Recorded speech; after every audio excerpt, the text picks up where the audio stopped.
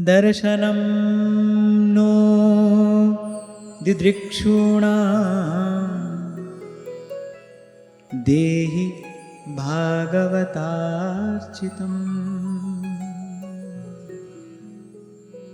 तो श्री महादेव जी ने प्रचेताओं से कहा कि प्रभु से कहना, प्रभु अपने उस रूप की झांकी कराइए जिसका आपके भक्तजन पूजन करते हैं।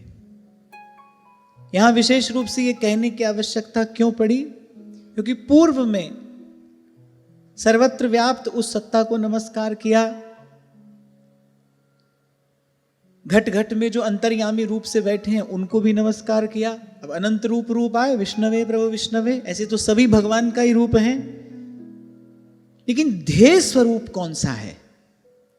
जैसे हमारे श्री सेवक जी महाराज पहले हित का जस विलास कहते हैं, फिर हित का रस विलास कहते हैं। कह रहे एक हित का ज्ञेय स्वरूप है। ज्ञेय माने जो जानने योग्य है, जिसको जानना है, और एक हित का ध्येय स्वरूप है जिसका उर अंतर में ध्यान किया जाए। ऐसे ही एक प्रभु का ज्ञेय स्वरूप है, और वो ज्ञेय स्वरूप क्या है? कह रहे हरि व्यापक सर्वत्र समाना। ये ज्ञान का विषय है, ये जान लिया जाए, और इसको जानने के पश्चात ही भक्ति संभव है। इसको जानने के पश्चात, इस बोध के पश्चात ही भक्ति संभव है। तो एक प्रभु का ज्ञेय स्वरूप है, उसको जान लिया जाए, वो जानने योग्य है। और एक प्रभु का ध्येय स्वरूप है, ध्यान किसका किया जाए। अब क्योंकि पूर्व में यह कह दिया गया है कि सभी रूपों में प्रभु ही हैं, ये सब प्रभु की ही सत्ता है, अब सबका ध्यान तो संभव नहीं, ध्यान तो किसी एक का होगा। तो श्री महादेव जी ने कहा उस स्वरूप का दर्शन कराइए, उस स्वरूप की झांकी कराइए। दर्शनम नो दिदृक्षूणाम देहि भागवतार्चितम, जो भक्तजनों के द्वारा पूज्य है, जो भक्तजनों के द्वारा सेव्य है, जो भक्तजनों के द्वारा आराध्य है। आपके भक्त जिसका ध्यान करते हैं ना, उस स्वरूप का हमको दर्शन कराइए। हे प्रभु, आप अनंत हैं, आपकी शक्ति अनंत है, आपकी विभूति अनंत है, आपके रूप भी अनंत हैं। अब हम क्या जाने रूप आपके, तो हमको तो बस अपने उस रूप का दर्शन करा दीजिए जिसको आपके भक्त दुलराते हैं, जिसको आपके भक्त लाड़ लड़ाते हैं। रूपं प्रियतमं स्वानां सर्वेन्द्रिय गुणांजनम। क्योंकि आपका जो वो रूप है जिसका आपके भक्त ध्यान करते हैं, हाँ, आपका जो वो रूप है, वो रूप अपने गुणों से। अब हमारे यहां तो देखो भाई, रूप कुछ होता है, गुण कुछ होता है, किसी में रूप होता है गुण नहीं होता, किसी में गुण होता है रूप नहीं होता। लेकिन भगवान का जो रूप है, वो रूप भी गुणों से युक्त है। और उस रूप का गुण क्या है? कह रहे वो प्रत्येक इंद्रियों को तृप्त कर देने वाला है। सर्वेंद्रिय गुणांजनम। कल यहीं पर हमने चर्चा को विराम दिया था। संसार का प्रत्येक रूप यदि ध्यान में आ जाए, यदि चिंतन में आ जाए, यदि उसकी ओर दृष्टि भी चली जाए, तो वो कहीं ना कहीं मन में विकार, कहीं ना कहीं मन में क्षोभ, कहीं ना कहीं मन में विक्षेप उत्पन्न करने वाला है। वो आपको अभाव की ओर धकेलेगा। और वहीं जो श्री भगवान का रूप है, यं लब्धवा पुमांग अमृतो भवति सिद्धो भवति तृप्तो भवति। और इस प्रसंग के आरंभ में ही मैंने आपको निवेदन किया था, ये बड़ा महत्वपूर्ण प्रसंग तो है ही, ये बड़ा महिमावंत प्रसंग भी है। मार्ग कौन बता रहा है? जो गुरु सत्ता है, वो स्वयं प्रकट होकर मार्ग बता रही है। महादेव कौन है? शिव कौन है? वो गुरु सत्ता है। गुरु सत्ता स्वयं प्रकट होकर मार्ग बता रही है कि इष्ट आराध्य की ओर कैसे जाना, पहले क्या करना, फिर क्या करना। तो ये स्तोत्र महत्वपूर्ण भी है, ये स्तोत्र महिमावंत भी है। आगे कहते हैं, स्निग्ध प्रावृत घनश्यामं सर्व सौंदर्य संग्रहं चारवायत चतुर्बाहुं सुजात रुचिराननम। सबसे पहले तो कहते हैं वर्षाकालीन मेघ के समान स्निग्ध श्याम और संपूर्ण सौंदर्यों का सार सर्वस्व है। अब देखो बाहर कैसे आग बरस रही है ना। आषाढ़ का आधा महीना बीतेगा और जैसे ही नवमंडल में घटा छाने लगेगी तो जो प्रत्येक प्राणी जो इस ग्रीष्म के कारण संतप्त हो रहा है वो ऐसे उन सजल जलद का दर्शन करके ही शांत हो जाएगा। तो सबसे पहले भगवान के श्री अंग की कांति का वर्णन करते हैं, क्योंकि जीव कैसा है, त्रिताप से संतप्त है, और भगवान का रूप कैसा है, तापत्रय विनाशाय श्री कृष्णाय वयं नुमः। केवल प्रभु की ओर भाव चला जाए, केवल प्रभु की ओर कुछ क्षण के लिए मन चला जाए, आप देखो कैसे थोड़ी देर के लिए ही सही पर तन मन प्राण शीतल हो जाते हैं। श्री महाप्रभु जी ने नरवाहन जी से यही तो कहा, अरे नरवाहन प्रभु निहार, इनका दर्शन कर, लोचन भर घोषनार, नक्सिक इस सौंदर्य को निहार, नेत्र पुटों से इसका पान कर, इसका प्रसाद क्या है, करे नक्सिक सौंदर्य, करे काम दुख निकंदिनी। जिस कामना का दुख जीव को जन्म जन्मांतर से लगा है, आप अनेक अनेक दुखों की बात करते हो, पर जीव को एक ही दुख है, और वो क्या है, कामना। जीव को बस एक ही दुख है, बाकी तो सकल दुख, सकल व्याधियां, सकल संताप इसी से जन्म लेते हैं। कामना की पूर्ति के लिए जीव पाप करता है, कामना की पूर्ति के लिए तो पाप करता है, कामना की पूर्ति के लिए जीव पाप करता है। और भगवान वेद व्यास का वाक्य है पुराण में, पापे न जायते व्याधि, पापे न जायते जरा, पापे न जायते दैन्यम दुखम शोको भयंकर। पाप से ही व्याधि जन्म लेती है, पाप से ही जरा जर्जर होती है, पाप से ही दैन्य दुख और भयंकर शोक की जीव को प्राप्ति होती है। और पाप के मूल में क्या है, पाप के मूल में संसार की कामना है। मूल क्या है, काम है। और भगवान के रूप की महिमा क्या है, किंचित मन चला जाए उस ओर। आप देखो थोड़ी देर जाकर हम जैसे जीव भी जो अभी तो पाप पंख में लिप्त पड़े हैं, हम जैसे जीव भी जब श्री राधा वल्लभ श्री कुंज बिहारी के सन्मुख जाकर खड़े होते हैं, थोड़ी देर के लिए तो मन आनंद से भर जाता है ना, थोड़ी देर के लिए तो तन मन प्राण शीतल हो जाते हैं। ये क्या है, ये प्रभु के रूप की महिमा है। सबसे पहले भगवान के श्री अंग की कांति का स्मरण महादेव कर रहे हैं। स्निग्ध प्रावृत घन श्यामं सर्व सौंदर्य संग्रहम। अच्छा एक बात और, आपने कभी मोर को वर्षा में नाचते नहीं देखा होगा। कभी मूसलाधार वर्षा हो रही और मोर नाचता देखा है आपने? नहीं देखा होगा।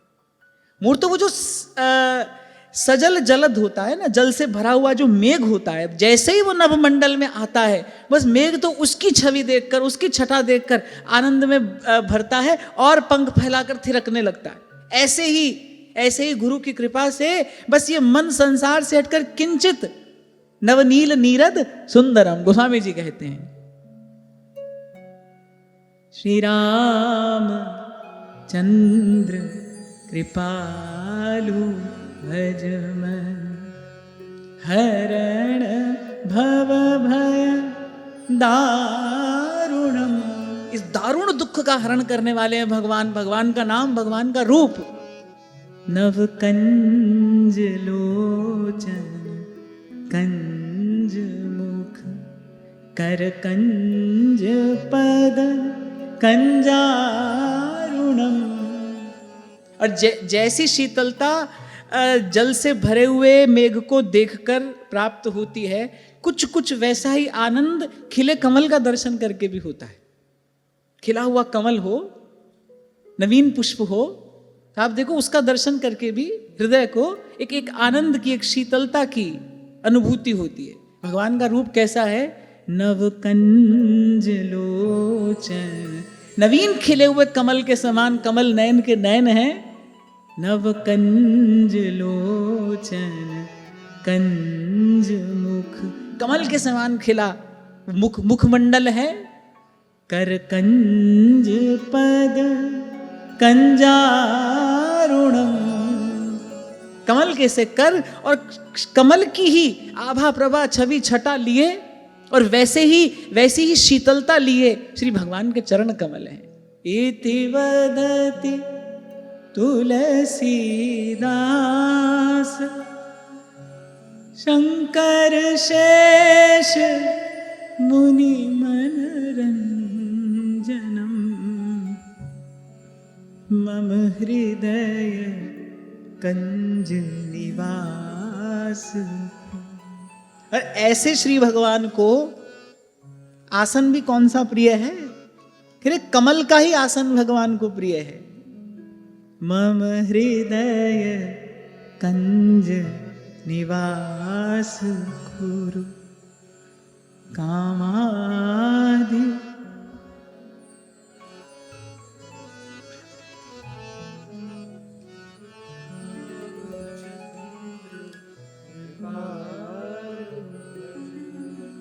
इति वदति तुलसीदास शंकर शेष मुनि मनरंजनम। यहां भी श्री गोस्वामी जी भी किस रूप की वंदना, किसका ध्यान, किसका आराधन, किसकी स्तुति, किसकी महिमा गा रहे हैं? शंकर शेष मुनि मनरंजनम। बड़े लोग इसी में भूले भटके रहते हैं। अरे सब भगवान का ही तो रूप है। अनेक अनेक देवी देवताओं की उपासना में लगे, सब भगवान का ही तो रूप है। यहां लिखा है, वहां लिखा है। अरे यहां वहां जो भी लिखा है, पर यहां यही लिखा है सब भगवान का रूप है। वैसे तो भाई हम तुम भी भगवान का ही रूप है। साईं के सब जीव हैं कीड़ी कुंजर दोए, चेंटी हाथी सब भगवान का ही रूप है। पर ध्येय स्वरूप कौन सा है? शंकर शेष मुनि मन रंजनम। ये महाभागवत अपने अपने हृदय कंज में जिस स्वरूप को विराजमान करके प्राणपन से जिसका आराधन करते हैं, वही स्वरूप आपके हमारे लिए भी ध्येय है। इति वदति तुलसीदास शंकर शेष मुनि मनरंजनम। मम हृदय कंज निवास कुरु कामादि खलदल गंजनम। श्री रामचंद्र कृपालु भज मन हर।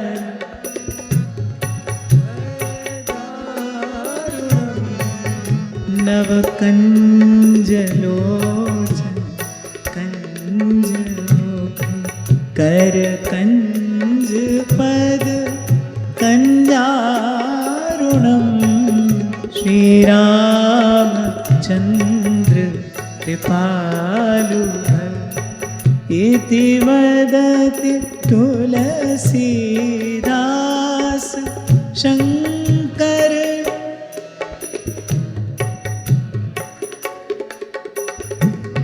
इति वदति तुलसीदास शंकर शेष मुनि मनरंजनम। मम हृदय कंज निवास। मम हृदय कंज निवास। मम हृदय कंज निवास कुरु कामादि खलदल गंजनम। श्री रामचंद्र कृपालु। श्री रामचंद्र कृपालु। श्री रामचंद्र कृपालु। का वर्षाकालीन मेघ के समान स्निग्ध श्याम। कल भी यही मैं आपसे कह रहा था, सब लक्ष्मियों में श्रेष्ठ भगवान की श्री अंग लक्ष्मी है। वो लक्ष्मी जिनका कृपा कटाक्ष पाने के लिए सभी लालायित रहते हैं। देवता हो, दानव हो, मनुष्य हो, ऋषि हो, मुनि हो, सब उनका कृपा कटाक्ष पाने के लिए लालायित रहते हैं। जब समुद्र मंथन से भगवती लक्ष्मी जी का प्रागट्य हुआ तो सभी तो ललचा गए। उनके मन में यही भाव था, जिसकी दृष्टि मेरी ओर न हो, जो मुझे न चाहता हो, उसी का मैं वर्ण करूं। सभी तो ललचा गए। वो बूढ़े बूढ़े ऋषि, केश पक गए हैं जिनके, जो आज तक इंद्रिय निग्रह करके अपने मन को साधते ही आए हैं, शम दम से भरा जिनका जीवन है, पर भगवती का कृपा कटाक्ष पाने के लिए तो वो भी लालायित हो गए।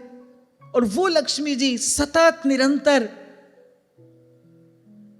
किसको देखती हैं, किसका दर्शन करती हैं, किसको ध्याती हैं? नवकंज लोचन कंज।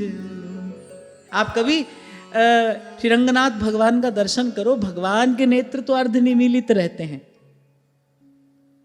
भगवान तो अपने भक्तों के ध्यान में मग्न रहते हैं, भक्त भगवान के ध्यान में मग्न रहते हैं, भगवान अपने भक्तों के ध्यान में मग्न रहते हैं। रहना पड़ेगा ना, क्योंकि भगवान का प्रण है, ये तो उनका दिया हुआ वचन है, ये यथा माम प्रपद्यन्ते तांस तथैव भजाम्यहम् हम। अब जो सतत निरंतर अपने हृदय कंज में प्रभु की मनमोहिनी मूरत विराजमान करके प्रभु को ध्याते हैं, तो प्रभु को भी उनको ध्याना पड़ेगा।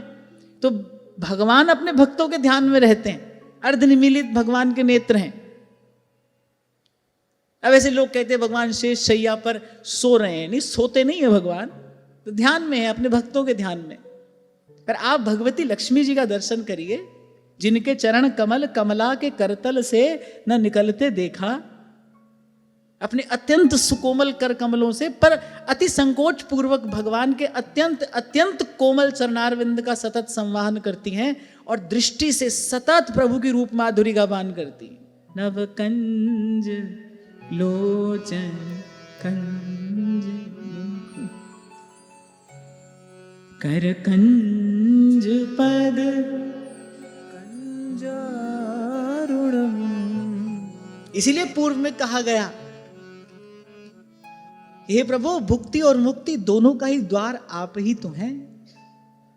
सब प्रकार की संपदा, सब प्रकार के भोग, सब प्रकार के ऐश्वर्य, सब प्रकार की सिद्धियां, सब प्रकार की विभूतियां, सकल प्रकार का सामर्थ्य, हे प्रभु आपकी ही आराधना से तो प्राप्त होता है। आपके ही मंगलमय चरण कमलों का आराधन करके तो कोई ये सब प्राप्त करता है। ये सब आपका ही तो कृपा कटाक्ष है। जो सबकी मनोकामना पूर्ण करती हैं, उन श्री लक्ष्मी जी को पुष्ट कौन करता है, उनके हृदय को तोष कौन देता है? भगवान का रूप देता है, भगवान की रूप माधुरी। आप देखो श्री लक्ष्मी जी सतत दो कार्यों में लगी हैं, सेवा कर रही हैं और दर्शन कर रही हैं। कर कमलों से सतत भगवान के चरण कमलों का संवाहन करती हैं, सेवा करती हैं। हृदय में भगवान के चरण कमलों को दृढ़ता पूर्वक धारण करके और नेत्रों से सतत भगवान की रूप माधुरी का पान करती है। और सुख से रहना है तो भाई यही विधि है। हृदय में प्रभु को विराजमान करके दृष्टि प्रभु की ओर रहे, भाव प्रभु की ओर रहे, मन की वृत्ति प्रभु की ओर रहे। हरि नाम से देह पले तो पालिए, और सेवा में ये देह गले तो गालिए।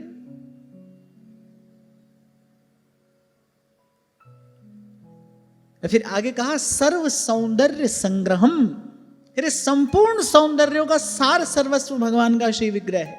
इस समग्र अस्तित्व में जहां भी कहीं किंचित रूप का, सुचिता का, पवित्रता का, कल्याण का दर्शन होता है, उसके मूल में भगवान का ही रूप है। जैसे कल मैं आपको निवेदन कर रहा था कि जितनी भी शक्तियां हैं जो कार्य कर रही हैं, उन सब के मूल में तो भगवान की शक्ति है ना। कर्ता तो एक है, उसी की शक्ति से सब कार्य हो रहा है। कहीं कोई आशीर्वाद फलीभूत होता है तो मूल में भगवान की शक्ति है, कहीं कोई श्राप भी फलीभूत हो रहा है तो मूल में शक्ति तो भगवान की है ना। किसी भी ऋषि मुनि का आशीर्वाद श्राप फलीभूत होता है, क्यों? क्योंकि उसने भगवत आराधन किया है, उसने तप किया है। किसका तप किया है? उसने भगवान का ही तो आराधन किया है। शक्ति का मूल तो भगवान ही है। ऐसे ही जो भी मंगलमय है, जो भी कल्याणकारी है, जो भी सुंदर है, जो भी मधुर है, उसके मूल में भगवान ही है, भगवान ही है। और फिर जो स्वयं भगवान का श्री विग्रह है, उसका तो क्या कहना। फिर सर्व सौंदर्य संग्रहम। सूरदास कहते हैं देखो माई सुंदरता को सागर, कहने आहा श्याम सुंदर की ओर देखो, कैसे सुंदरता का सागर लहरा रहा है। समुद्र के किनारे कोई खड़ा हो, एक भी क्षण के लिए लहर रुकती नहीं, आती रहती है, जाती रहती है। आने और जाने वाली जो वो धारा है, उसका नाम तो लहर है, लेकिन वो हर बार नवीन है, हर बार नई है। ऐसे ही श्याम सुंदर कैसे हैं कि रूप का लहलहाता सागर है। किनारे खड़े होकर अगर कोई केवल दर्शन भी करे ना, तो लहर आकर उसका स्पर्श करेगी, और वो हर बार नवीन है। इसीलिए भगवान शंकराचार्य कहते हैं दिने दिने नवम नवम नमामि नंद संभवम। अरे आप हम अपने घर में अपने श्री ठाकुर जी की सेवा करते हैं, कभी मन उबता है अपने ठाकुर जी के रूप से? उल्टे होता क्या है, जब श्री विग्रह लाकर विराजमान किया जाता है तब उसका रूप कुछ और होता है, और सेवा करते करते उसका रूप लावण्य कुछ और होता चला जाता है। उस रूप लावण्य की अभिवृद्धि होती चली जाती है। ये तो आप और हम अपने घर में ही देख सकते हैं भाई। उस रूप लावण्य की अभिवृद्धि होती चली जाती है, उसकी कांति, उसकी आभा, उसकी प्रभा, उसकी सुषमा, उसका माधुर्य बढ़ने लगता है सेवा से, भाव से। तो कहा सर्व सौंदर्य संग्रहम। और कल भी आपसे मैंने कहा था भाई, सकल प्रकार की कामनाओं को निरस्त करने वाला, कामना को निवृत्त कर देने वाला अगर कुछ है तो वो केवल केवल और केवल भगवान का रूप है, रूप है, रूप है। ये जो बार बार आपसे सतत निरंतर नाम जपने की बात कही जाती है, किस लिए? क्योंकि नाम जपते जपते क्या होता है, नाम जपते जपते पहले अंतःकरण शुद्ध होता है, पहले अंतःकरण का मार्जन होगा। अब जितना मैला मन होगा भाई उतनी देर लगेगी। सबसे पहले यही होगा, अंतःकरण शुद्ध होगा, और जैसे ही मन का दर्पण शुद्ध होगा, लाली मेरे लाल की जित देखूं तित लाल। कितना निर्मल अंतःकरण ब्रजांगनाओं का है। वो जहां देखती हैं कि अरे यही तो हमारा झंझट है, जित देखूं तित श्याममयी है। तो किसी ने गाया है कि कहीं कहीं से हर चेहरा उन जैसा लगता है। किसी को भी देखे याद उन्हीं की आती है, किसी को भी देखे स्मरण उन्हीं का ही होता है। फूल पर बैठा भंवरा हो, कालिंदी की धारा हो, नभ में गरजते मेघ हो, वो श्याम तमाल हो, गोपी जहां देखती है श्याम सुंदर का ही स्मरण होता है। उसका प्रयास तो ये है कि भाई थोड़ी देर के लिए श्याम सुंदर की विस्मृति हो जाए, हम भी 2 घड़ी चैन की सांस ले लें। पर फिर दूसरी गोपी कहती है, अरे विधना इन अखियान को तेरे सुख सिरजो ही नहीं। अरे हमारे भाग्य में सुख लिखा ही नहीं विधाता ने। देखत बने न देखते, कह रहे जब श्याम सुंदर थे तब लाज संकोच के मारे उनकी ओर नहीं देखा जाता था। देखत बने न देखते, अब बिन देखे अकुला ही। निस दिन बरसत नैन हमार, सदा रहत पावस ऋतु हम पर, सदा रहत पावस ऋतु हम पर। जब से श्याम सिधा।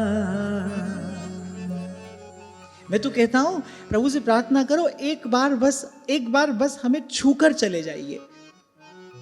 श्री कृष्ण जिसका एक बार स्पर्श कर लेते हैं ना, वो कृष्णमय ही हो जाता है।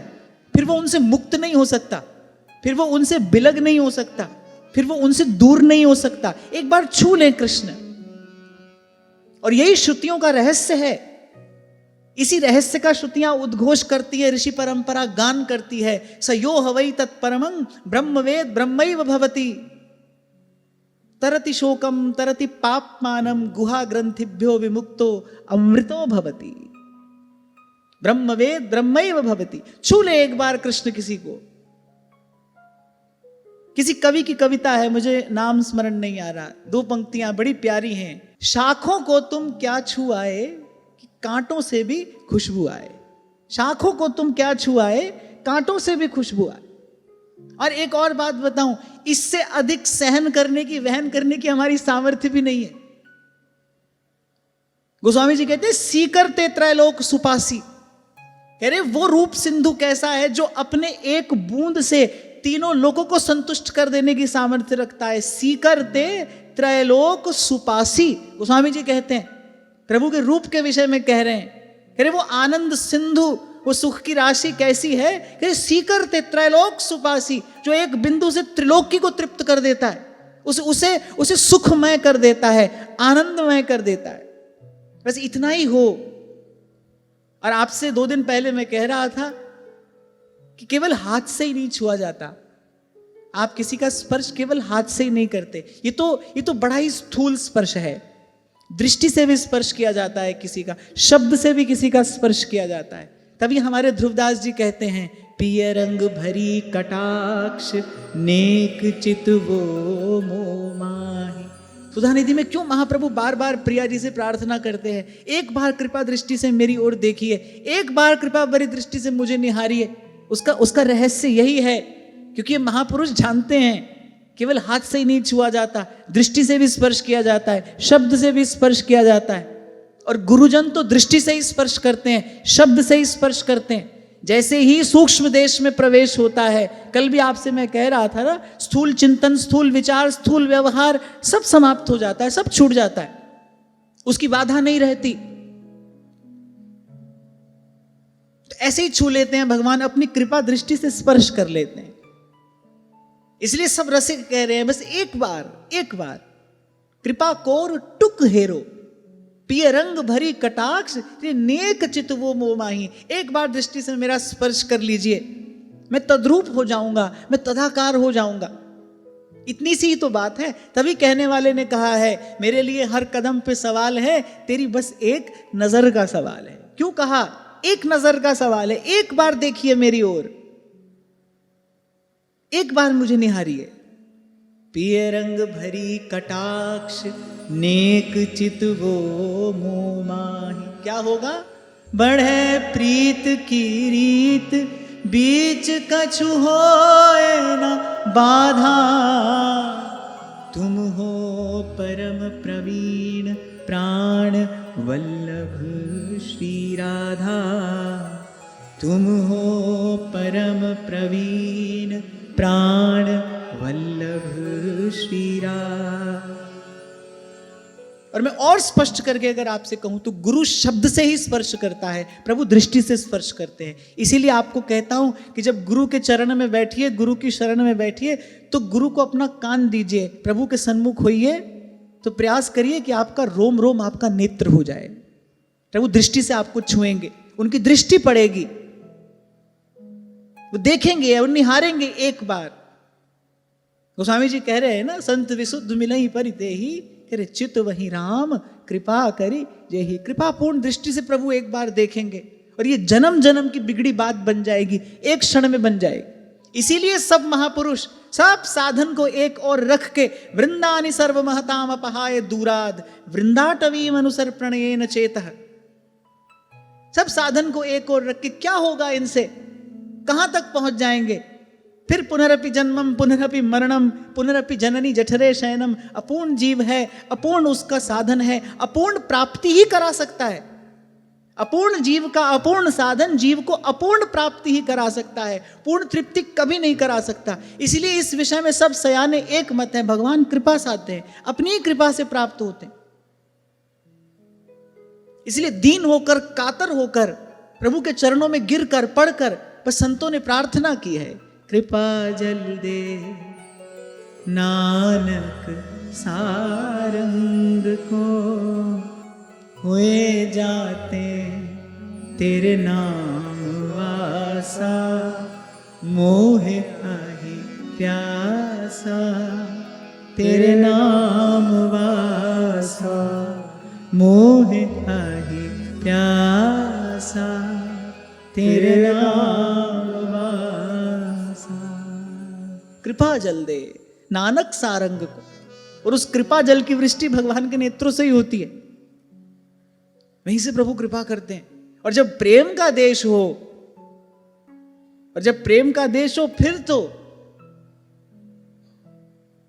फिर तो बस प्रेमी को प्रेमास्पद की बस उसी एक कृपा दृष्टि की ही प्यास है, प्रभु की कृपा दृष्टि हो जाए बस।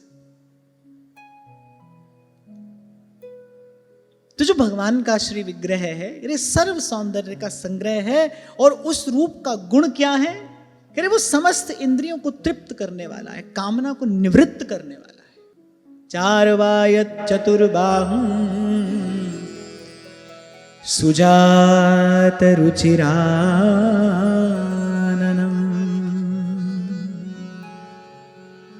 कह रहे महामनोहर मुखारविंद है।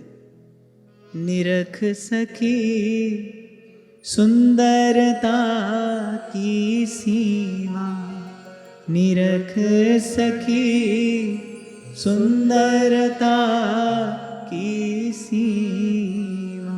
अच्छा, कैसा है प्रभु का मुख? तो बुद्ध जन तो कहते हैं निरुपम, यानी कोई उपमा है नहीं। ये उपमा तो संतों को देनी पड़ती है आपको हमको समझाने के लिए। हम कुछ संकेत पा जाएं, हमको कुछ उसका आभास हो जाए, केवल आपको हमको समझाने के लिए ये सब उपमा दी गई है। पर वस्तुतः भगवान का रूप निरुपम है, उसकी कोई उपमा दी नहीं जा सकती। उनके रूप जैसा उनका ही रूप है, उनके जैसे केवल वही हैं। मैं कई बार आपसे कहता हूं ना, अब यूं तो भाई भगवान कर्तुम अकर्तुम अन्यथा कर्तुम है, सब कर सकते हैं। कुछ नहीं कर सकते, क्या नहीं कर सकते? बोले अपने जैसा दूसरा नहीं रच सकते वो। जब श्री मनु शतरूपा ने कहा आपके जैसा पुत्र, तो भगवान ने कहा भाई हमारे जैसा हम कहां से लाएंगे? बस बोले बस यही है जो हम नहीं कर सकते, हमारे जैसा नहीं बना सकते हम, हमारे जैसे तो हम ही हैं, भगवान के जैसे तो भगवान ही हैं, उनके रूप जैसा तो उन्हीं का रूप है। इसीलिए पुराणों में स्पष्ट किया गया है, भगवान शब्द का प्रयोग भी तभी सार्थक है जब भगवान के लिए किया जाए। अन्यत्र उसका प्रयोग यदि किया जाता है तो वो केवल एक औपचारिक प्रयोग है।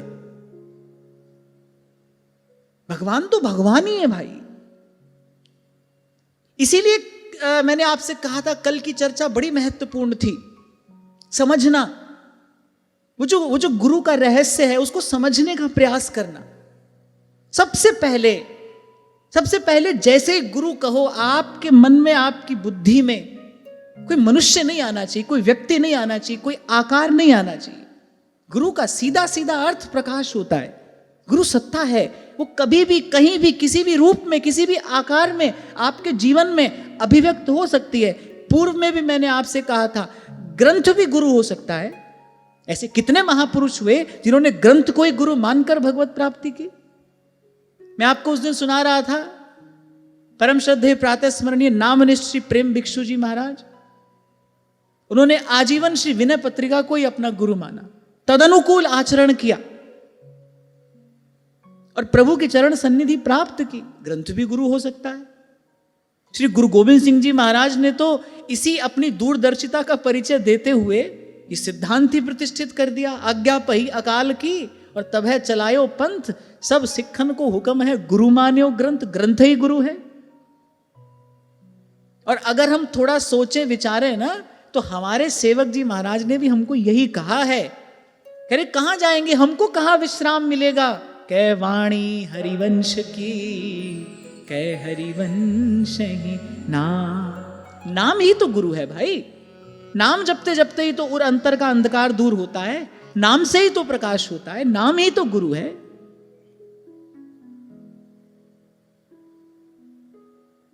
और मैं फिर कह रहा हूं,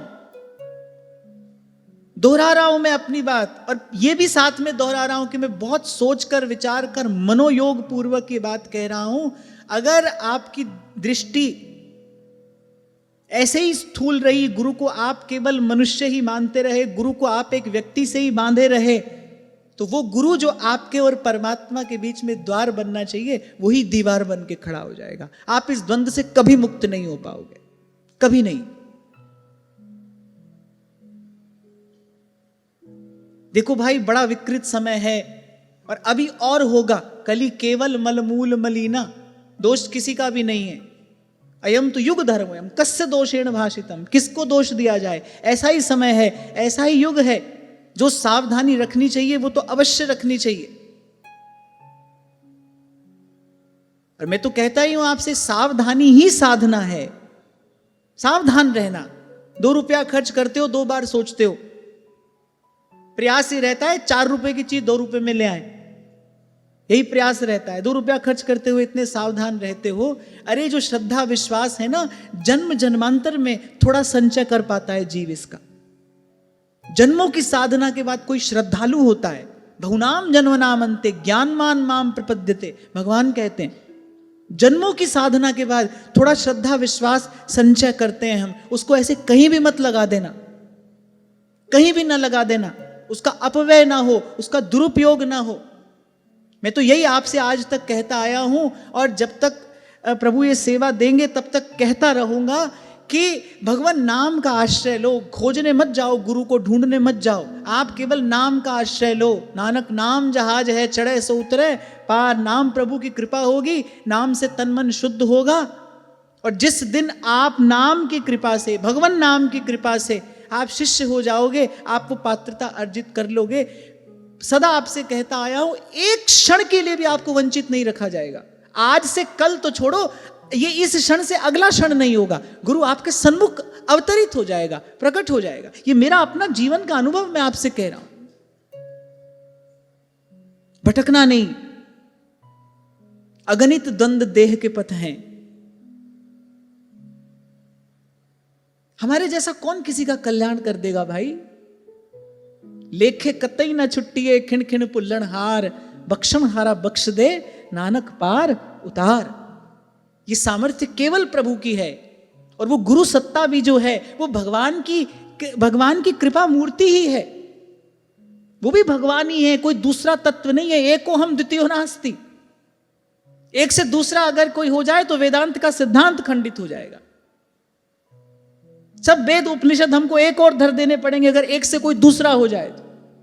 दूसरा नहीं है, न्यारा नहीं है, अलग नहीं है, वही है। और बड़े दीर्घ काल की साधना के बाद और अंतर को इसका बोध होता है। जब बुद्धि सूक्ष्म होती है, सत्व गुण में जब स्थिरता होती है, बुद्धि शुद्ध होती है, तब ये बात समझ में आती है। नहीं तो भाई उसी गधा पच्चीसी में सब लगे हैं, लगा ही रहता है व्यक्ति। हमारे गुरुजी, तुम्हारे गुरुजी, कल यही तो मैं आपसे कह रहा था, एक ओर से हमारा तुम्हारा छोड़कर आए, फिर यहां क्या हुआ, हमारा संप्रदाय तुम्हारा संप्रदाय, हमारा बड़ा तुम्हारा छोटा, यहां तक झगड़ा हो जाता है। हमारा आचार्य पहले आया, तुम्हारा आचार्य बाद में आया। वो क्यों आए इस बात का विचार नहीं है।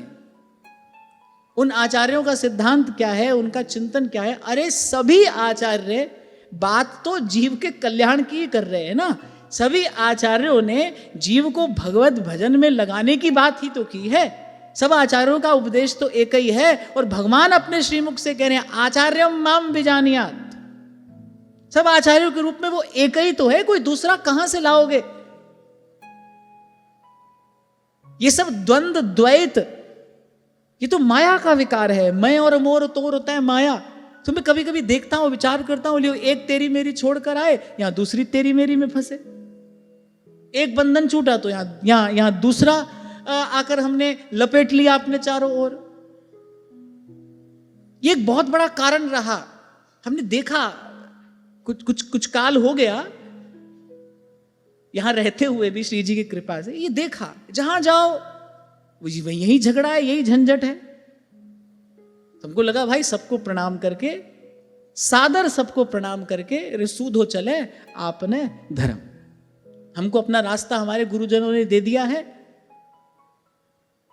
और सब संतों की कृपा है। मैंने आपसे पूर्व में भी कहा था ना, सब संतों की कृपा है। तो सब संतों की वाणी का चिंतन करता हूं, सब संतों से प्रसाद पाता हूं। ये जो आपको मिल रहा है ये सब संतों की वाणी का ही तो प्रसाद है। इसमें मेरा तो एक भी शब्द नहीं है।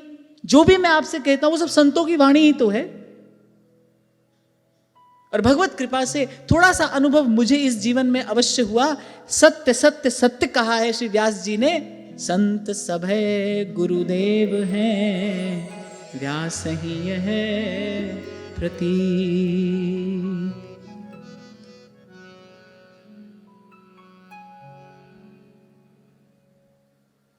साधना का, उपासना का फल द्वंद्व मुक्ति है।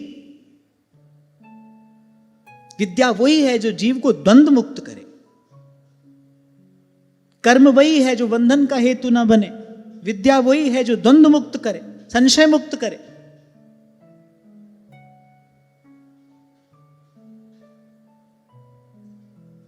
तो कहा महामनोहर मुखारविंद है।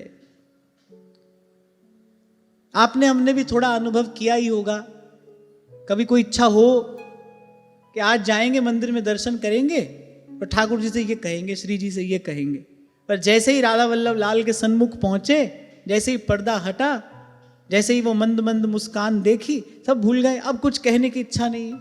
सुंदरता तो वही है, वही होनी चाहिए, उसी को कहना चाहिए जो तृप्त करे, जो मन को शांत करे, शीतल करे। तभी गत सत्र में मैंने आपसे कहा था, सुंदर तो केवल एक श्री कृष्ण हैं, वही सुंदर हैं। सुंदर शब्द का जो सार्थक प्रयोग है, जो वास्तविक प्रयोग है, वो केवल केवल और केवल श्री कृष्ण के लिए ही किया जा सकता है, वही सुंदर हैं। हम तुम तो ऐसे अपना थोड़ी देर के लिए मनोरंजन कर लेते हैं। यहां का सौंदर्य कोई सौंदर्य है, उसको सौंदर्य कहा जा सकता है? जिसके पास है वो भी बेचारा हमेशा भयभीत है, उसको दिन रात कितनी लीपापोती करनी पड़ती है, कितना अपना ध्यान रखना पड़ता है। अच्छा, एक और बात, कोई भी यहां सुंदर हो आपके शब्दों में, कितने बरस तक रहेगा? 10 बरस, 20 बरस, शरीर तो जर्जर होगा। अब जब वो तथाकथित अल्पकालीन सौंदर्य जाएगा तो अपने पीछे वो कितना भारी दुख छोड़कर जाएगा। व्यक्ति अपनी फोटो ही पलट पलट कर देखता रहता है, देखो ऐसे लगते थे, देखो ऐसे लगते थे। तो जिसके पास है वो भी बेचारा भयभीत है, वो भी चिंतित है, और जो उसको देख रहा है उसके मन में भी विकार ही तो उत्पन्न हो रहा है, उसके मन में भी भोग की वासना ही तो उत्पन्न हो रही है। तो यहां का सौंदर्य कैसे सौंदर्य हुआ? यहां का सौंदर्य खुद ही सुंदर नहीं है, उसमें खुद ही कितने विकार हैं, कितने दोष हैं। सौंदर्य तो भगवान का है, वो सौंदर्य काम दुख निकंदिनी, कामना को निरस्त करता है, तन मन प्राण शीतल करता है, इंद्रियों को तृप्त करना, यही भगवान के रूप का गुण है, यही भगवान के रूप का गुण है। ऐसे ही भावावेश में नहीं बोलता हूं मैं, मुझे पता है ये बड़ी बड़ी जिम्मेदारी की जगह है। ये आचार्यों का स्थान है। हमको अल्पकाल के लिए प्रभु ने कृपा करके ये सेवा प्रदान की, तो इसके प्रति बड़ा कर्तव्य है, ये एक उत्तरदायित्व है। तो ऐसे भावावेश में नहीं कहता हूं मैं, विचार कर कह रहा हूं। सौंदर्य केवल श्री कृष्ण का ही है, सुंदर केवल वही है, और सौंदर्य शब्द का सार्थक और वास्तविक प्रयोग केवल श्री कृष्ण के लिए ही किया जा सकता है। उन्हीं का सौंदर्य ऐसा है। नरवाहन प्रभु निहार, लोचन भर घोषनार, नख सिख सौंदर्य काम दुख निकंदिनी। आहा, महाप्रभु कह रहे दर्शन मदन गोपाल, मनोहर मनसी जो ताप निवारे। कितना बड़ा आश्चर्य, देखो कौतुक है ये आश्चर्य है, ये आश्चर्य है। वो एक ऐसा सौंदर्य है कह रहे जो काम के ताप को निवार देता है, समाप्त कर देता है।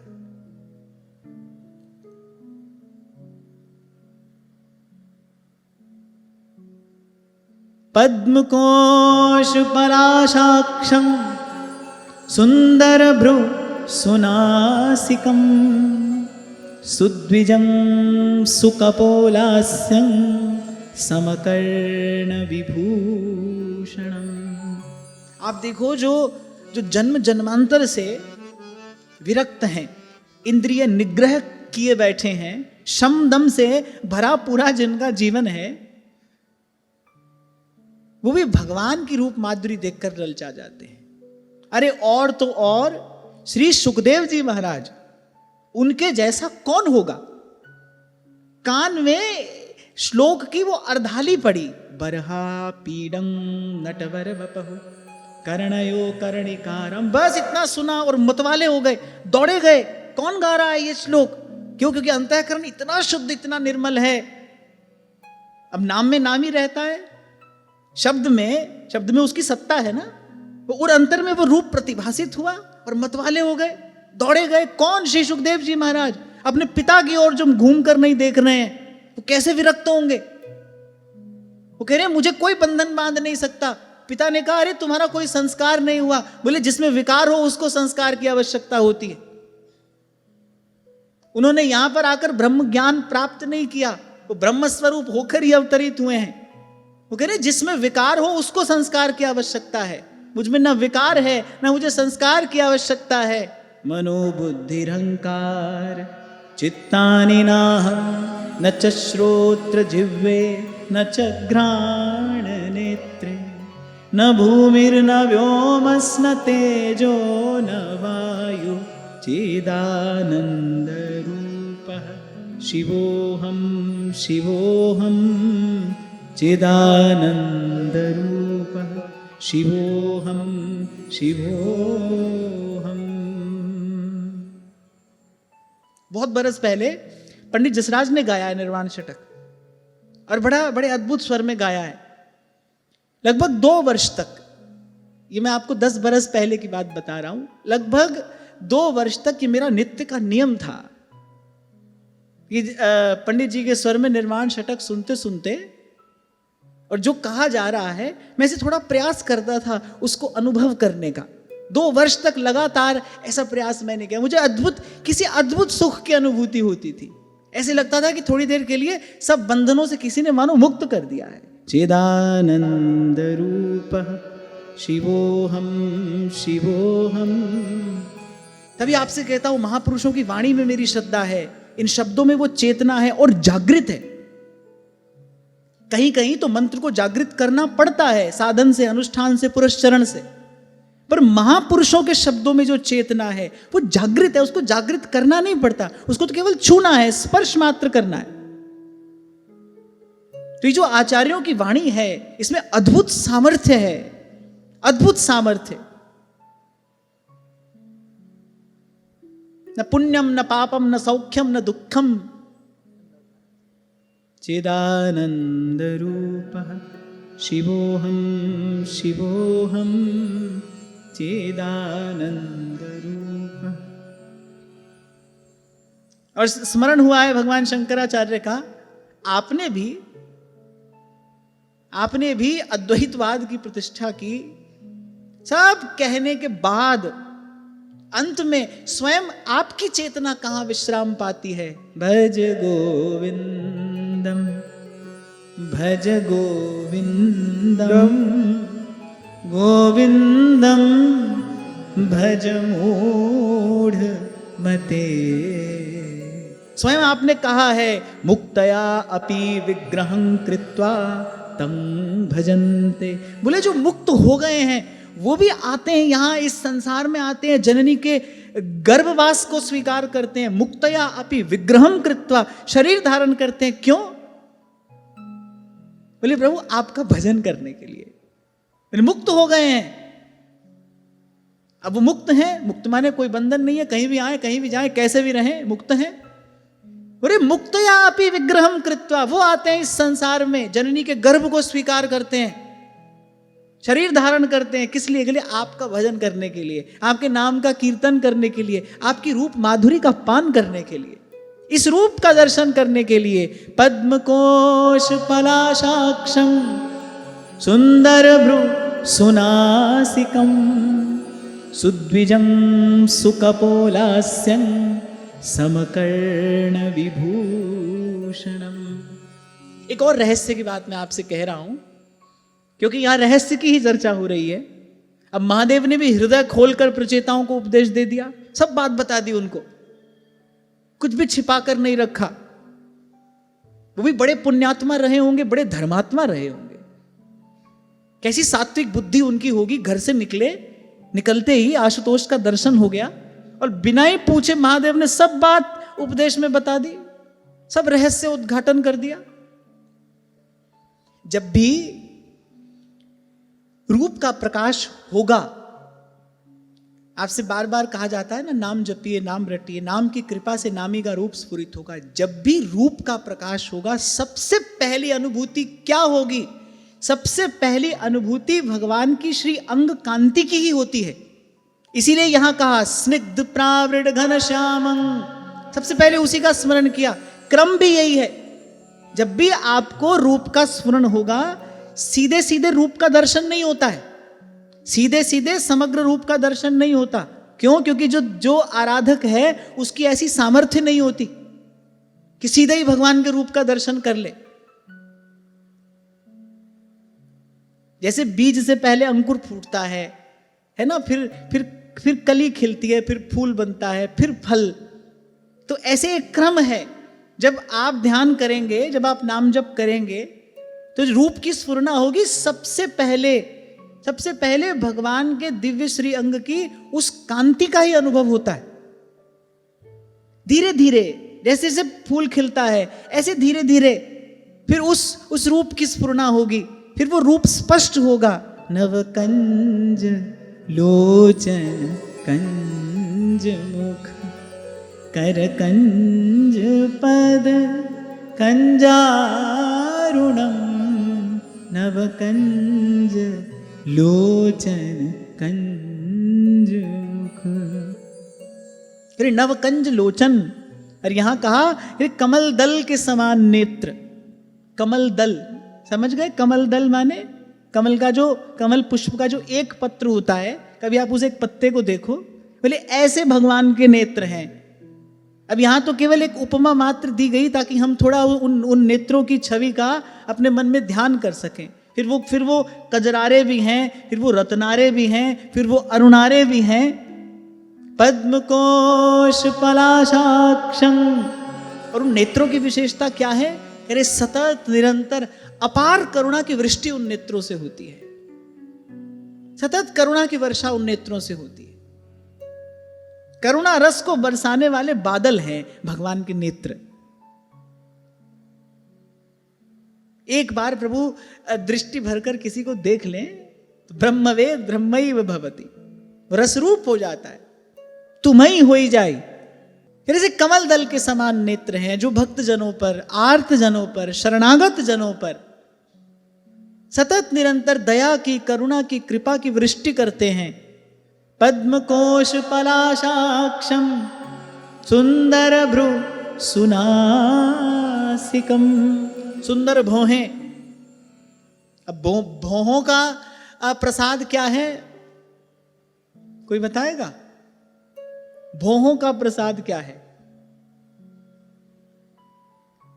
ऐसा भावुक जन कहते हैं जो रूप ध्यान में छके रहते हैं ना, उनकी वाणी में कहीं कहीं ऐसा संकेत मिलता है।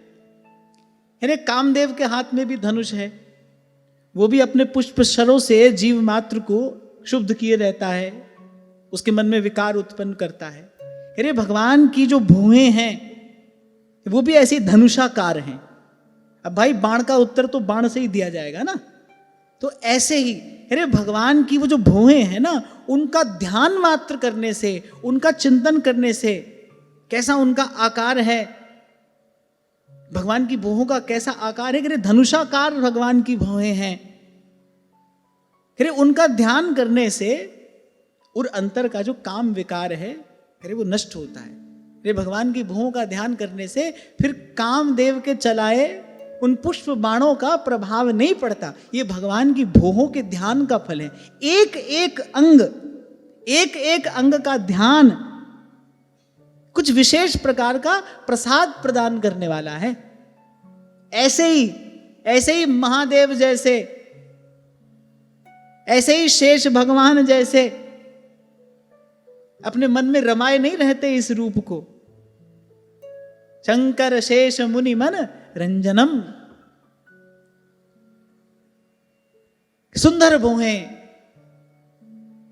सुंदर भ्रू सुनासिकम, और कह रही सुघड़ नासिका है। अब कैसे बताई जाए सुघड़ नासिका है? यहां तो ऐसी नासिका किसी की न है न हो सकती है। यहां तो सब नासिका ब्रह्मा जी ने ही बनाई है ना, सब रचना तो ब्रह्मा जी की है। तो यहां तो ऐसी न नासिका है न हो सकती है, इसलिए यहां केवल इतना ही कहा, बोले सुघड़ नासिका है। अब जिस पर प्रभु कृपा करें उसको अपने रूप की झांकी कराएं, और वस्तुतः तो चाबी उन्हीं के ही हाथ में है, जिस पर वो कृपा करें। भगवान जिस पर कृपा करते हैं उसी के समक्ष से वो आवरण हटाते। मैं कई बार आपको एक उदाहरण देता हूं ना, मंदिर में कोई नई बहू दर्शन करने जाए, उसके मुख पर घूंघट हो तो दो पर्दा है, एक तो मुख पर पड़ा घूंघट है, एक श्री ठाकुर जी के सामने का पर्दा है। अब जो अपने मुख पर पड़ा घूंघट है वो तो स्वयं हटाया जा सकता है, लेकिन श्री ठाकुर जी के सामने जो पर्दा है ना, वो तो भाई ठाकुर जी की सेवा में जो खड़ा है, प्रभु की आज्ञा, प्रभु की प्रेरणा से वही हटाएगा। तो ऐसे ही ये जो आवरण है, जिसके पीछे जिसके पीछे भगवान का ये शुद्ध सच्चिदानंद घन विग्रह छिपा है, इस आवरण को भाई भगवान कृपा करते हैं, किसी संत भक्त को प्रेरणा देते हैं, वो आपके जीवन में आता है, वो आपको मार्ग बताता है, वो प्रभु का नाम सुनाता है, प्रभु की लीला कथा सुनाता है, प्रभु के रूप ध्यान की विधि बताता है, और फिर ये आवरण हटता है, फिर ये पर्दा हटता है। इसीलिए गत सत्र में आपसे मैंने कहा था, कभी कभी ऐसा भी देखा जाता है, यद्यपि वो अनुचित नहीं है, ऐसा भी देखा जाता है कि भगवान के रूप की उपासक एक कल्पना करता है, वो भी ठीक है, अनुचित नहीं है, पर उत्तम मार्ग यही है, पहले दिन रात भगवान का नाम रटा जाए, पहले नाम भगवान की शरण में आप जाइए, रहिए, नाम की कृपा से स्वतः रूप स्फुरित हो, आप उसमें कुछ ना करें, आपका उसमें कोई प्रयास ना हो, क्योंकि कल्पना कौन करेगा?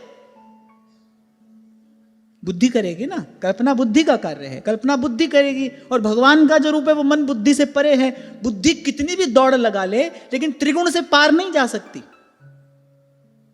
कहीं ना कहीं आपकी बुद्धि जिस रूप का ध्यान कर रही है ना, वो रूप कभी ना कभी आपने देखा होगा, वो आपके मन चित्त में कहीं ना कहीं होगा, there must be an impression, उसका कुछ चिन्ह अंकित होगा आपकी सूक्ष्म चेतना पर, उसी को आकार दे रहे हैं आप।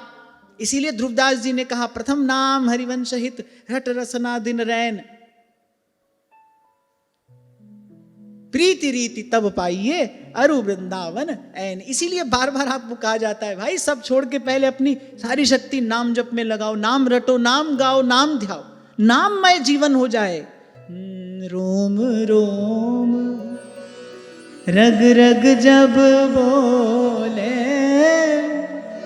तब कछु स्वाद नाम को आवे।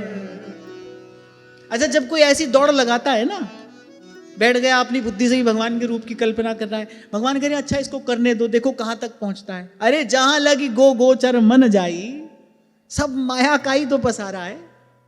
ये मन बुद्धि भी प्राकृत ही तो है, ये जो हमारा मन बुद्धि है ये भी प्राकृत ही तो है, ये भी मायाबद्ध ही तो है। यहां तो कबीर कहते हैं ना, बिन सतगुरु अपना नहीं कोई, जो यह राह बता। गुरु ने राह बताई है, क्या राह दी? उसने कहा भाई नाम रटना, नाम जपना, इसकी कृपा से वो रूप स्फुरित होगा। चल के नहीं जाया जा सकता वहां, साईं की नगरी परम अति सुंदर, तहां कोई जाए न आवे। साईं की नगरी परम अति सुंदर, तहां कोई जाए न आवे।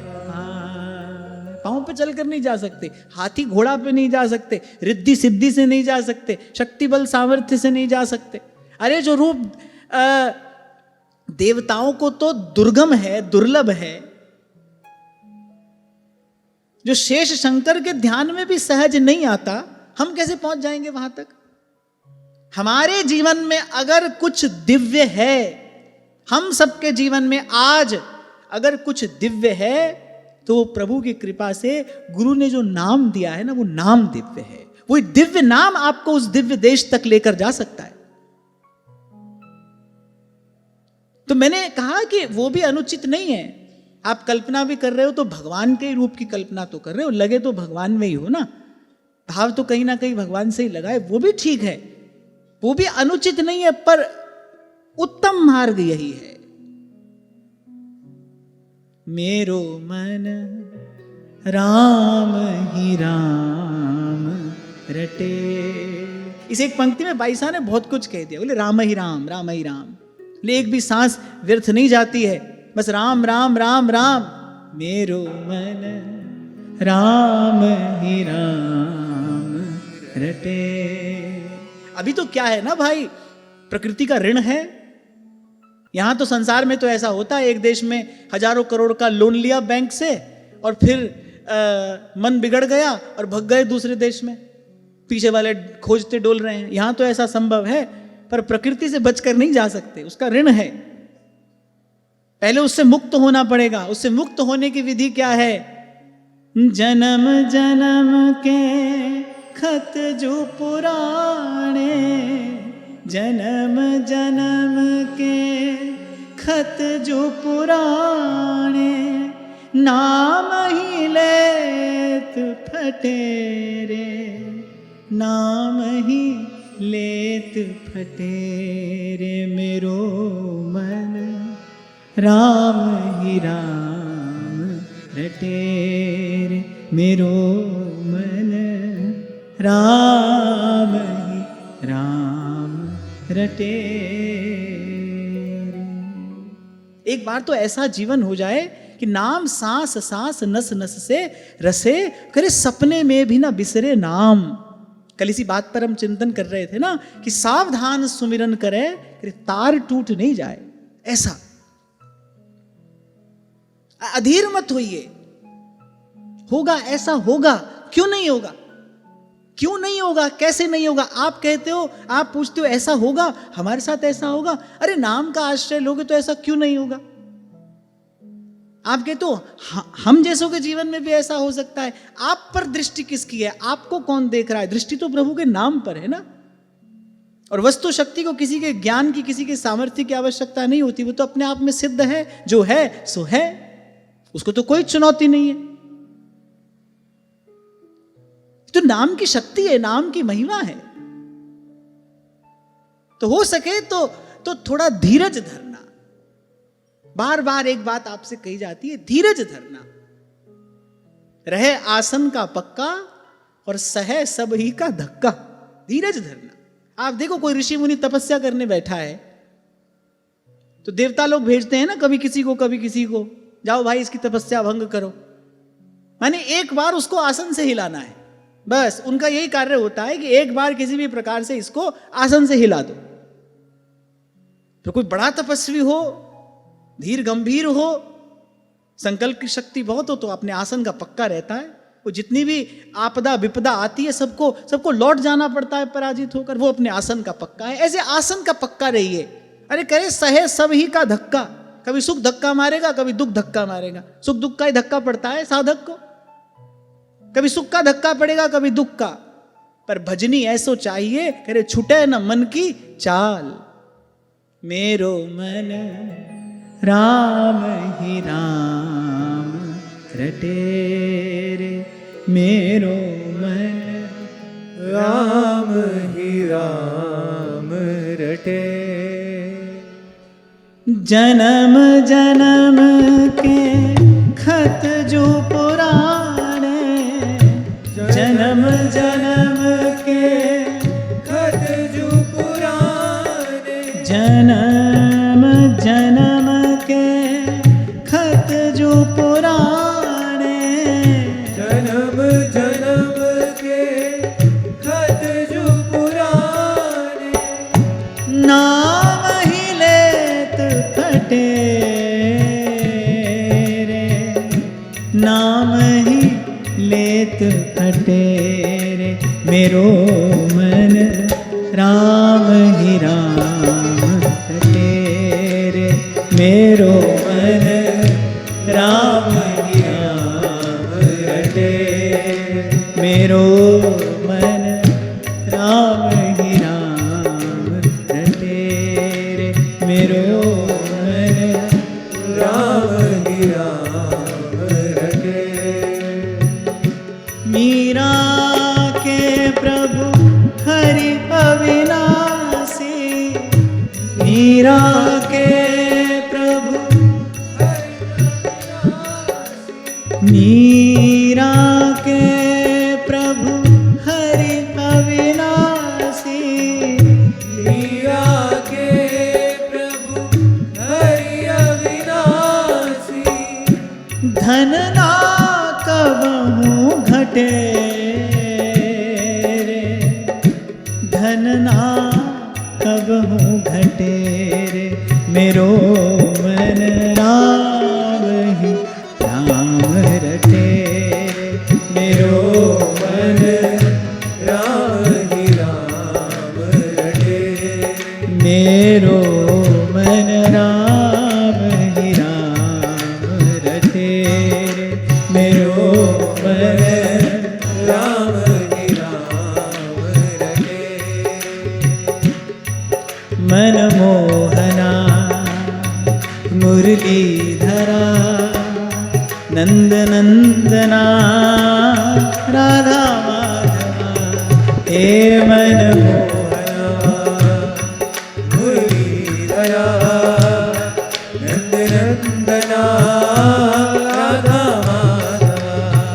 हे मन मोहना मुरलीधरा, नंद नंदना राधा माधवा।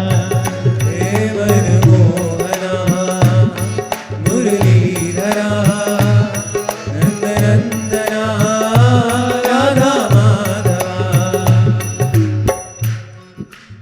अंग्रेजी में एक कहावत है, किसी ने खूब कहा कि life is more easy when there are no options. बोले जीवन सरल हो जाता है जब कोई विकल्प नहीं होता, एक ही रास्ता है भाई, उसी पर चलना है। तो आप देखो आचार्यों ने हमारा मार्ग कितना सरल कर दिया है, कुछ और करना ही नहीं है। मेरो मन राम ही राम रटे रे, बस उठते बैठते चलते फिरते सोते जागते खाते पीते बस राम ही राम रटे रे। रट हरिवंश जप हरिवंश श्री हरिवंश सुनाम रे। कितना सरल मार्ग है ये, कोई और विकल्प ही नहीं है, यही करना है, इसी के किए जो होगा सो होगा। तभी कोई कहता है, बोले रास्ता तो बड़ा सीधा है, मोड़ तो सारे मन के हैं। मन कुटिल है, उसको सीधा मार्ग सुहाता नहीं। मार्ग तो बड़ा सीधा है भाई, बिल्कुल सीधा। अति शोधो स्नेह को मार्ग है, अरे जहां नेक सयानप बांक नहीं। मन मोहना मुरलीधरा, नंद नंदना राधा माधवा। हे मन मोहना मुरलीधरा, नंद नंदना राधा माधवा। मन मोहना मुरलीधरा, नंद नंदना राधा माधवा। मन मोहना मुरलीधरा, नंद नंदना राधा माधवा। हे मन मोहना मुरलीधरा, नंद नंदना राधा माधवा। हे मन मोहना मुरलीधरा, नंद नंदना राधा माधवा। हे मन मोहना मुरलीधरा, नंद नंदना राधा माधवा। हे मन मोहना मुरलीधरा, नंद नंदना राधा माधवा। हे मन मोहना मुरलीधरा, नंद नंदना राधा माधवा। हे मन मोहना मुरलीधरा, नंद नंदना राधा माधवा।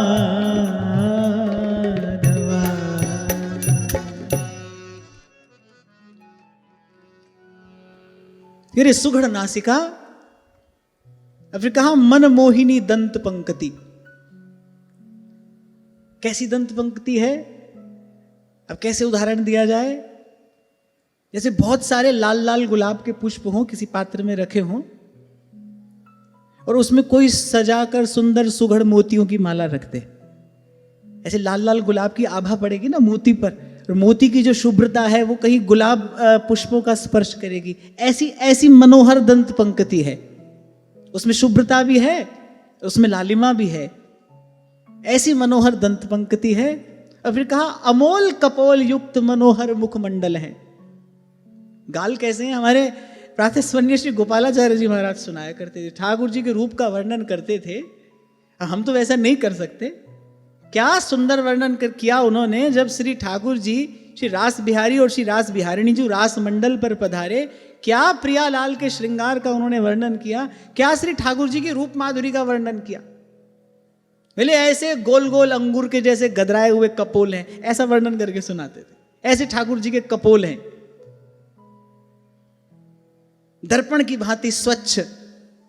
कानों में जो कुंडल हैं उसकी जो आभा है वो कपोलों पर पड़ती है, और जैसे दर्पण पर आभा पड़ने से वो आभा कई गुना होकर प्रसारित होती है, ऐसे ही कर्ण में जो कुंडल हैं उसकी आभा कपोल पर पड़ती है, और कपोल दर्पण के जैसे स्वच्छ हैं।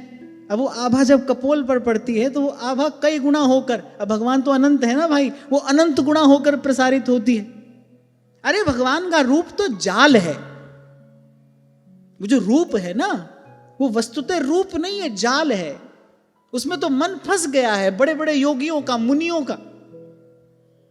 शंकर शेष का मन उसी में फंसा है। ये जो इतना सुंदर, इतनी इंट्रिकेसी से जो वर्णन कर रहे हैं महादेव, मन फंसा है ना उसमें, हटता ही नहीं वहां से। ऐसा रूप है प्रभु का। यही है भगवान की श्रीअंग लक्ष्मी। स्वयं लक्ष्मी भी सतत निरंतर जिसका सेवन करती हैं, स्वयं लक्ष्मी जी भी इसी लक्ष्मी का सेवन करती हैं, वे भगवान की श्रीअंग लक्ष्मी है। इसीलिए बड़ा आदर दिया जाता है हमारे यहां, बड़ा आदर, बड़ा सम्मान, बड़ा सत्कार दिया जाता है जो भी भगवान के श्री अंग सेवी होते हैं, जो भगवान के श्री अंग की सेवा करते हैं। ये सर्वश्रेष्ठ लक्ष्मी है, श्रीअंग लक्ष्मी। पद्मकोश पलाशाक्षं सुंदर भ्रु सुनासिकं सुद्विजं सुकपोलास्यं समकर्ण विभूषणम। कह रहे शोभाशाली समान कर्ण युगल है। आपको पता है कि, पता नहीं कि इस बात की खबर है कि नहीं, जानकारी है कि नहीं, कि थोड़ा सा असंतुलन होता है राइट और लेफ्ट में। किसी में ज्यादा भी होता है, किसी में तो इतना होता है कि दैट इज वेरी एविडेंट, दिखाई पड़ता है आंख से, पर किसी में कम होता है कि आंख से दिखाई ना पड़े पर होता है। जो हमारा दायां और बायां भाग होता है शरीर का, उसमें कुछ में बहुत थोड़ा सा असंतुलन होता है, वो थोड़ा सा इम्प्रपोर्शनेट होता है, उसका अनुपात जो है वो बराबर नहीं होता। किसी में ज्यादा होता है ये जो अनुपातहीनता है, किसी में अधिक होती है, पर होती सभी में है। लेकिन भगवान के कर्ण युगल कैसे हैं? कह रहे शोभाशाली समान कर्ण युगल हैं। क्यों? क्योंकि भगवान में देह और देही का भेद नहीं है। जो भगवान का रूप है, अब देखो हम तो कहते हैं हमारा शरीर, हमारी देह, हम कभी नहीं कहते मैं शरीर या मैं देह।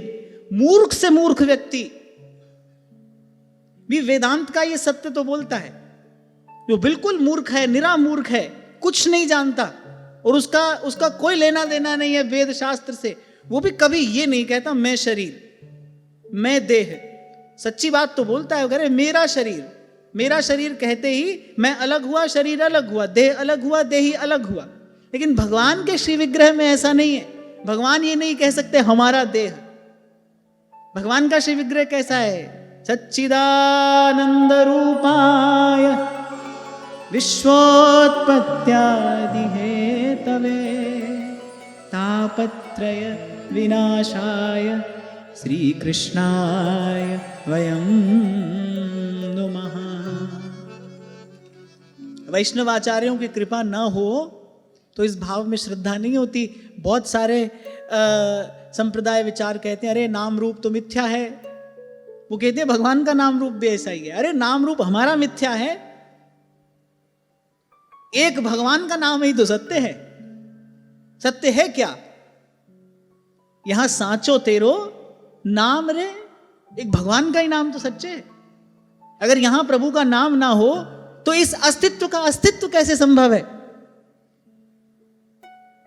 अगर सत्य का स्पर्श न हो तो फिर इस अस्तित्व का अस्तित्व कैसे संभव है? ये हाड़ मांस, ये सब गल जाने वाला है, मिट जाने वाला है, समाप्त हो जाने वाला है। जब तक इसको उस परम चेतन का स्पर्श रहता है तब तक तो ये है ना। लेकिन यदि उसका स्पर्श ना हो तो ये संभव नहीं। ऐसे ही ये सारा अस्तित्व है। जो ब्रह्मांडे सोई पिंडे, जो खोजे सो पावे।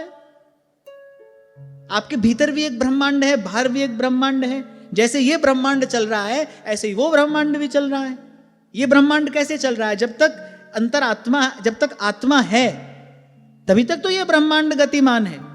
उसके उस तार टूटते ही सब समाप्त। ऐसे ही ये बाहर भी ब्रह्मांड है, प्रभु का स्पर्श है। श्रीमद् भागवत के आरंभ में ही हमने इसका चिंतन किया था, आपको याद हो तो। याद नहीं होगा, नहीं है ना, याद नहीं है। जब इंद्रिय के सब अभिमानी देवताओं ने अपना अपना कार्य कर दिया, सब ने अपना अपना कार्य कर दिया, ब्रह्मा जी ने अपना कार्य कर दिया, रुद्रादि देवताओं ने अपना कार्य कर दिया, लेकिन ये संसार तो एक मृत पिंड की भांति पड़ा रहा। फिर भगवान ने इसका स्पर्श किया, इसको छुआ, तब इसमें प्राणों का, इसमें चेतना का संचार हुआ। तो ये भगवान के संस्पर्श से ही तो ये सब गतिमान है। तो भगवान का रूप ऐसा है, सच्चिदानंद रूप है, उसमें देह देही का भेद नहीं है। भगवान ये नहीं कहेंगे कि मेरा देह है। भगवान जो है वो अपने आप में पूर्ण है, एक रस, अखंड, अजन्मा, नित्य, सनातन, शाश्वत, आद सच, जुगाद सच, है भी सच, नानक होसी भी सच। तो आचार्यों की कृपा ना हो तो ये बात समझ में नहीं आती। व्यक्ति कहता है अरे नाम रूप मिथ्या है, जो भगवान का नाम रूप भी मिथ्या है। भगवान का नाम रूप थोड़ी मिथ्या है, भगवान का ही तो नाम सत्य है, भगवान का ही तो रूप है जो जीव के जन्म जन्मांतर की कामना को निरस्त करने वाला है। पहली ही बार त्रिभुवन गुरु यही कह रहे हैं, रूपम प्रियतमं स्वानां सर्वेन्द्रिय गुणांजनम। अपने गुण से समस्त इंद्रियों को तृप्त करने वाला है। आंख ने वो रूप देख लिया, अब कुछ और देखने की इच्छा नहीं है। कान ने प्रभु का शब्द सुन लिया, अब कुछ और नहीं सुनना है। जिनके कानों को भगवत कथा श्रवण का लोभ हो जाता है वो नहीं सुनते संसार की विषय वार्ता, ग्राम्य वार्ता। जिनके श्रवण समुद्र समाना, कथा तुम्हारी सुभग सरनाना, कथा तुम्हारी सुभग सरना। जिनके श्रवण समुद्र समाना, अनंत अनंत जलधाराएं समुद्र में आए। समुद्र किसी को ना नहीं करता, समुद्र नहीं कहता नहीं भाई अब हम और स्वीकार नहीं कर सकते, वो नहीं कहता, सबको स्वीकार कर रहा है। अनंत काल से अनंत अनंत धाराएं समुद्र में मिल रही हैं, समुद्र सबको स्वीकार करता है। फिर किसी के कान कैसे? समुद्र के जैसे।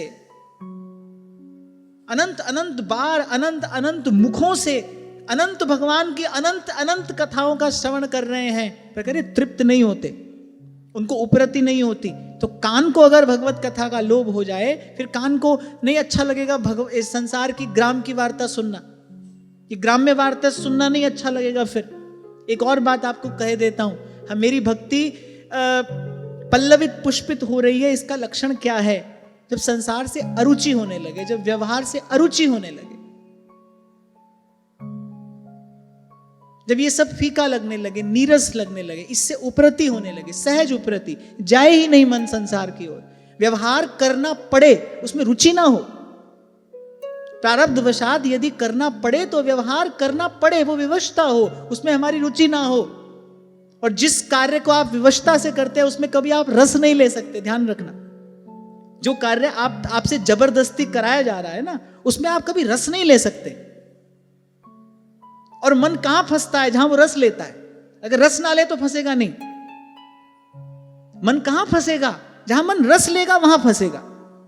अगर मन रस ना ले तो मन फंसेगा नहीं। बड़े बड़े महापुरुष रहते हैं संसार में, बड़े बड़े कार्य करते हैं, लेकिन उनको इसमें रस नहीं है, क्योंकि भजन का रस मिल गया है। अब इसमें रस नहीं है, अब तो कालाक्षेप के लिए सब किया जा रहा है। तो आंख देख ले भगवान का रूप, फिर कुछ और देखने की इच्छा कैसे हो? कानों को लीला श्रवण का लोभ हो जाए, फिर और वार्ता कैसे सुनी जाए? और जिसके हाथ संत भगवंत की सेवा में लगे हैं, वो किसी विषय की चर्या परिचर्या कैसे कर लेंगे? वो संसार का कार्य कैसे कर लेंगे? श्री करमेती बाई जी ने कहा, भाई ये जो भयंकर दुर्गंध है ना, ये जो अत्यंत प्रतिकूल परिस्थिति है, ये मुझे स्वीकार है, पर वो संसार के उस विषय चिंतन में, उस विषय व्यवहार में पड़ना, ये मुझे स्वीकार नहीं है। इसका मन श्री कृष्ण में लगा है, वो कैसे चला जाएगा वहां? जा ही नहीं सकता। गत सत्र में मैंने आपको ये बात कही थी, यदि स्पर्श हो जाए प्रेम का, वृत्ति बहिर्मुख रह ही नहीं सकती, नहीं रहेगी। सिमट जाएगा मन, स्वतः सब ओर से सिमट जाएगा, सहज में। आप अपने आप को नहीं पहचानोगे।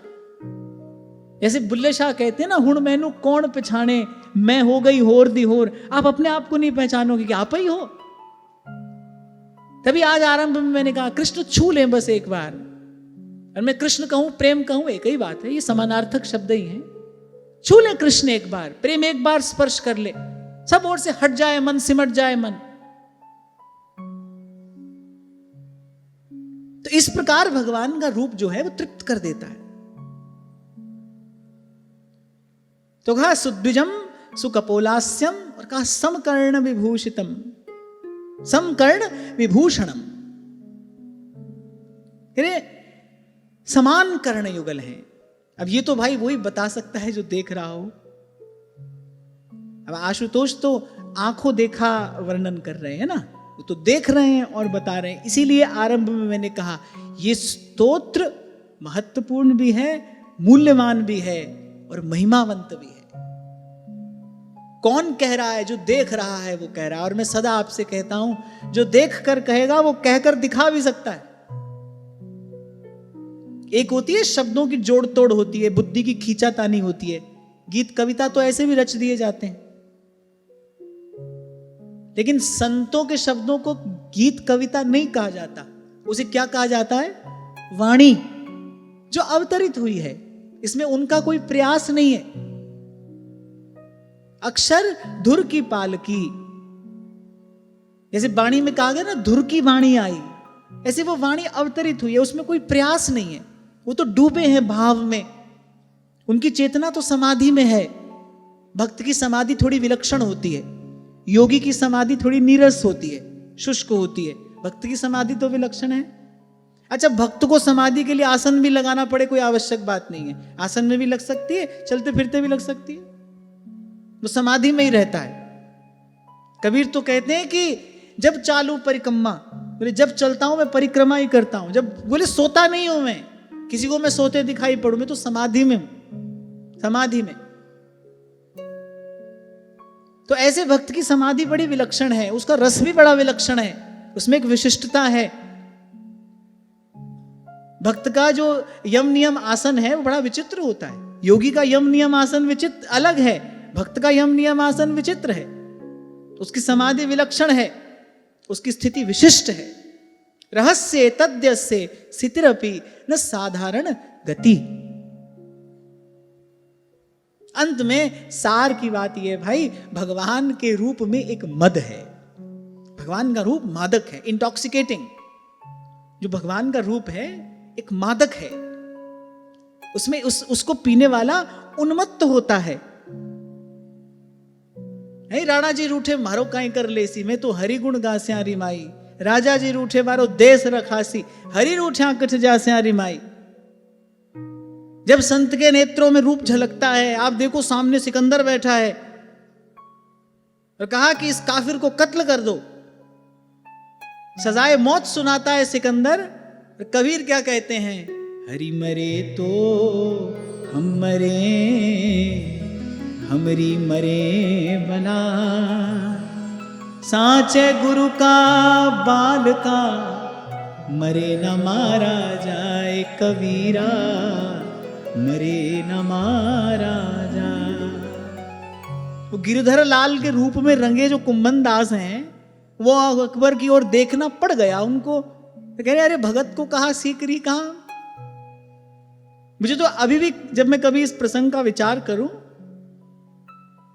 तो मुझे पुलक होता है। अकबर को देखकर कह रहे जा को मुख देखे दुख लागे, ताको करनी परी प्रणाम, कुंभन दास लाल गिरधर बिन सब जग झूठो दाम। मैंने भगत को कहा सीकरी काम। अकबर तो बहुत अकड़ कर अपनी गद्दी पर बैठा है, उसका दरबार है, हीरे मोती मणि माणिक उन सब से सुसज्जित अलंकृत बादशाह है भाई। वो बड़े बड़े राजा महाराजा अपना सर झुकाकर उसके सामने खड़े हैं, उसकी ओर देखने की सामर्थ्य नहीं है किसी की। आपने कभी देखा हो, पढ़ा हो किसी पुस्तक में, इतिहास की किसी पुस्तक में, इतना ऊंचा बैठता था बादशाह।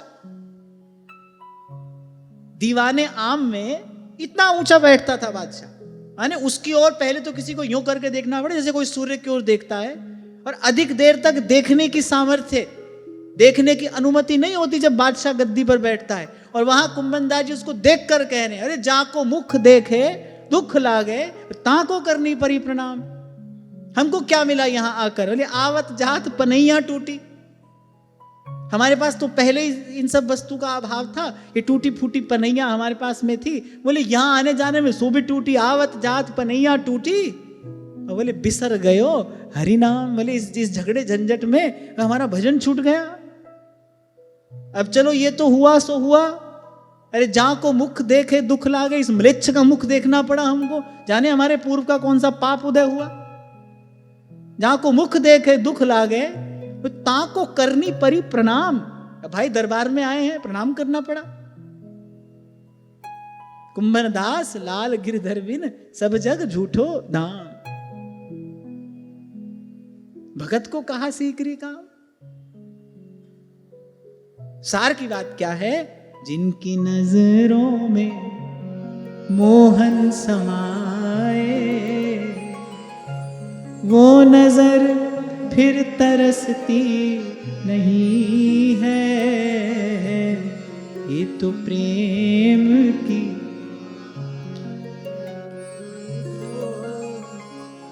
बंदगी तेरे बस की नहीं है। हाँ गाओ गाओ।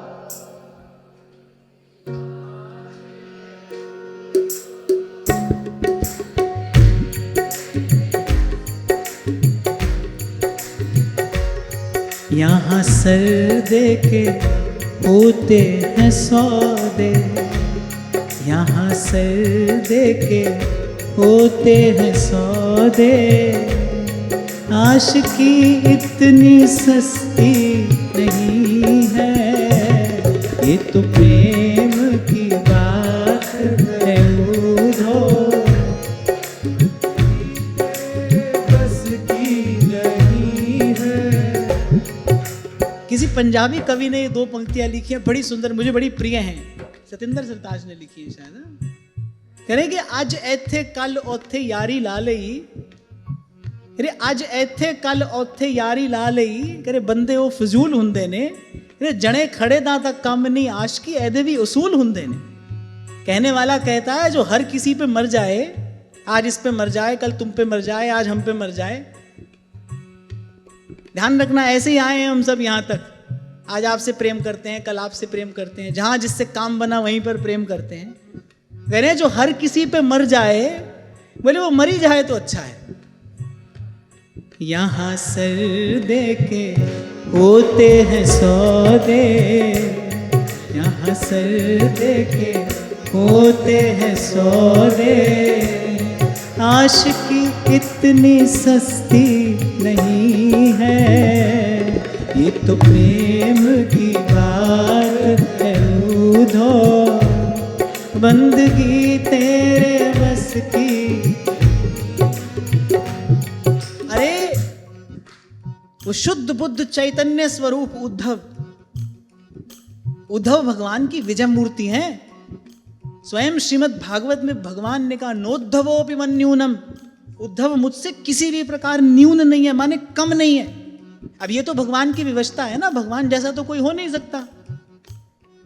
पर यहां एक प्रकार से देखा जाए तो श्री उद्धव जी भगवान से ही तो हैं। भगवान कह रहे नोद्धवोपि मन्यूनम, ये मुझसे किसी भी प्रकार न्यून नहीं है। और गोपी कह रही है जा भैया तेरे बस की बात नहीं है। गोपी ने सीधा दो टूक कहा, अरे भैया तेरे बस की बात नहीं है। यहां दम दम में होती है पूजा, यहां दम दम में होती है पूजा। सर उठाने की फुर्सत नहीं है, ये तो प्रेम की बात है उधो। बंदगी तेरे बस की नहीं है, ये तो प्रेम की बात है उधो। बंदगी तेरे बस की नहीं है।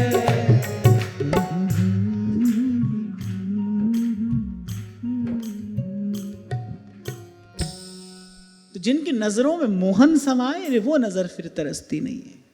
प्रभु का दर्शन किया, अभी कुछ और देखने की इच्छा है तो दर्शन नहीं किया। प्रभु की लीला कथा श्रवण कर रहे हो पर कुछ और सुनने की भी इच्छा है, कुछ और सुनने में भी रस है, तो अभी कथा का श्रवण नहीं किया। सुनना एक बात है, श्रवण कुछ और है, देखना एक बात है, दर्शन कुछ और है।